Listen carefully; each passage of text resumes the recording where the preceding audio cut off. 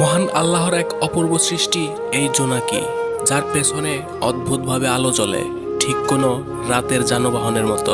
তারা এই আলো ব্যবহার করে বিপরীত লিঙ্গকে আকর্ষণ করতে। স্ত্রী প্রজাতির জোনাকিরা এই আলো দিয়ে পুরুষ জোনাকিকে আকর্ষণ করে, তারপর ডিম পাড়ে এবং মারা যায়।